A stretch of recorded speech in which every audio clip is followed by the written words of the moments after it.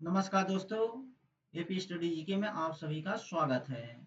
आज की इस वीडियो में लेकर आए हैं सी टेस्ट सीडीपी का पीवाईक्यू प्रेस्टिज सेट 2 बहुत महत्वपूर्ण क्वेश्चन के साथ जो हर बार एग्जाम में पूछे जाते हैं। आइए देखते हैं। पहला प्रश्न है विकास का कौन सा सिद्धांत बताता है कि विकास जन्म से मृत्यु तक निरंतर चलता है। यह क्वेश्चन 2011 में पूछा गया सीटेट में। इसका राइट आंसर हो जाएगा डी। निरंतरता का सिद्धांत बताता है विकास जन्म से मृत्यु तक चलता है। अगला प्रश्न है प्रश्न नंबर 2।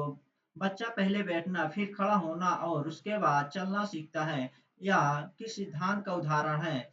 यह क्वेश्चन 2012 में पूछा गया है। यह क्रमबद्ध विकास का सिद्धांत है। इसका राइट आंसर हो जाएगा बी। अगला प्रश्न है विकास समान से विशिष्ट की ओर होता है। इसका उचित उदाहरण कौन सा है। बच्चा पहले पूरे हाथ का उपयोग करता है बाद में उंगलियों का। इसका राइट आंसर हो जाएगा बी। अगला प्रश्न है प्रश्न नंबर 4। सिर से पैर की ओर विकास को क्या कहा जाता है। क्या कहा जाता है। सिप्लो को प्रिंसिपल। अगला प्रश्न है पहले कंधे और हाथ का नियंत्रण पहले कंधे और हाथ का नियंत्रण फिर उंगलियों का नियंत्रण किस सिद्धांत का उदाहरण है। इसका राइट आंसर हो जाएगा निकट से दूर सिद्धांत का। अगला प्रश्न है प्रश्न नंबर 5 है। प्रश्न नंबर 6 निम्नलिखित में से कौन सा विकास का सिद्धांत नहीं है। रटने का सिद्धांत विकास का सिद्धांत नहीं है। अगला प्रश्न है प्रत्येक बच्चे की विकास गति अलग अलग होती है। यह किस सिद्धांत को दर्शाता है। व्यक्तिगत भिन्नता को दर्शाता है। इसका राइट आंसर हो जाएगा बी। अगला प्रश्न है विकास का कौन सा सिद्धांत शिक्षक को व्यक्तिगत अंतर के अनुसार शिक्षण करने की प्रेरणा देता है। व्यक्तिगत भिन्नता। इसका राइट आंसर हो जाएगा बी। अगला प्रश्न है विकास किस दिशा में होता है। निश्चित दिशा में होता है। इसका राइट आंसर हो जाएगा बी। अगला प्रश्न है विकास के सिद्धांतों के अनुसार शिक्षक को शिक्षक को क्या करना चाहिए। बच्चों की व्यक्तिगत भिन्नताओं का सम्मान करना चाहिए। अगला प्रश्न है प्रश्न नंबर 11। विकास के सिद्धांत के अनुसार प्रत्येक बच्चा अपनी अपनी गति से विकसित होता है। इसका राइट आंसर हो जाएगा बी। यह क्वेश्चन 2013 में पूछा गया है। अगला प्रश्न है विकास का पुनर्निर्माण कर्म का अनुसरण करता है से क्या तात्पर्य है। विकास निश्चित क्रम में होता है। इसका राइट आंसर हो जाएगा बी। अगला प्रश्न है प्रश्न नंबर 13 है विकास के सिद्धांत के अनुसार बच्चा पहले मोटी मांसपेशियों पर नियंत्रण प्राप्त करता है फिर फिर बाद में सूक्ष्म मांसपेशियों पर। इसका राइट आंसर हो जाएगा समाज से विशिष्ट। अगला प्रश्न है यदि कोई बच्चा अपने साथियों की तुलना में देर से चलना सीखता है तो शिक्षक को क्या करना चाहिए। इसका राइट आंसर हो जाएगा उसकी व्यक्तिगत विकास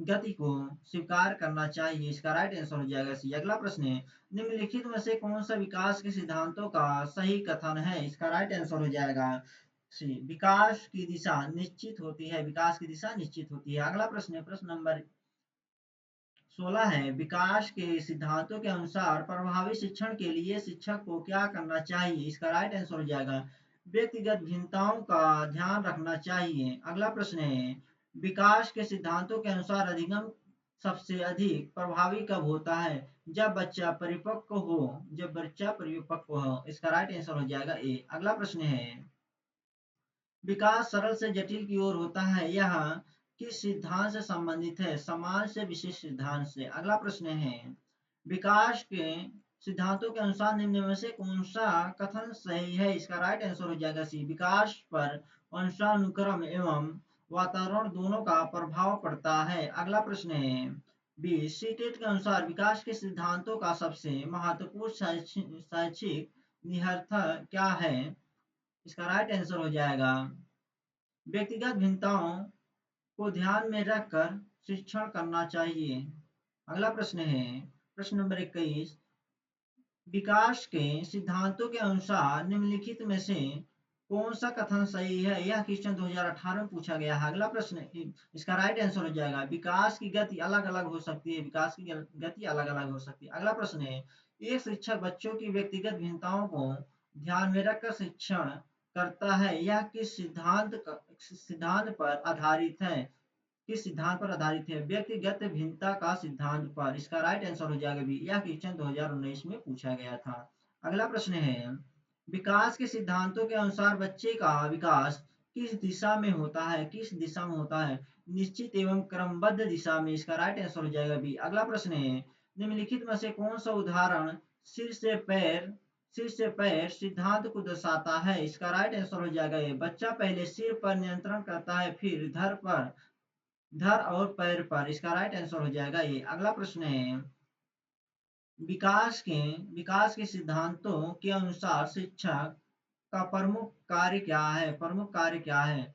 बच्चों के विकास स्तर के अनुसार शिक्षण कराना चाहिए। अगला प्रश्न है, प्रश्न नंबर 26 है, विकास समाज से विशिष्ट की ओर होता है, इसका सबसे उपयुक्त उदाहरण कौन सा है? इसका राइट आंसर हो जाएगा, बच्चा पहले पूरे हाथ से वस्तु पकड़ता है, बाद में उंगलियों से। अगला प्रश्न है, प्रश्न नंबर 27 है, विकास के सिद्धांतों के अनुसार परिपक्वता का क्या महत्व है? यह प्रभावी अधिगम का आधार है, इसका राइट आंसर हो जाएगा बी। अगला प्रश्न है, प्रश्न नंबर 28 है, विकास के सिद्धांतों के अनुसार निम्नलिखित में से कौन सा कथन असत्य है? इसका राइट आंसर हो जाएगा, सभी बच्चों का विकास समान गति से होता है। गलत। इसका राइट आंसर हो जाएगा सी। अगला प्रश्न है, यदि कोई बच्चा अपेक्षित समय से थोड़ा देर से बोलना शुरू करता है तो शिक्षक को क्या करना चाहिए? इसका राइट आंसर हो जाएगा सी। उसकी व्यक्तिगत विकास गति को समझते हुए उचित सहयोग देना चाहिए। अगला प्रश्न है, सीटेट के अनुसार बच्चों के विकास के सिद्धांतों का सबसे महत्वपूर्ण निष्कर्ष क्या है? प्रत्येक बच्चे का विकास अद्वितीय होता है, इसीलिए शिक्षण भी बाल केंद्रित होना चाहिए। इसका राइट आंसर हो जाएगा B. Thank you friend, video अच्छी लगे चैनल सब्सक्राइब और लाइक करें। जय हिंद दोस्तों।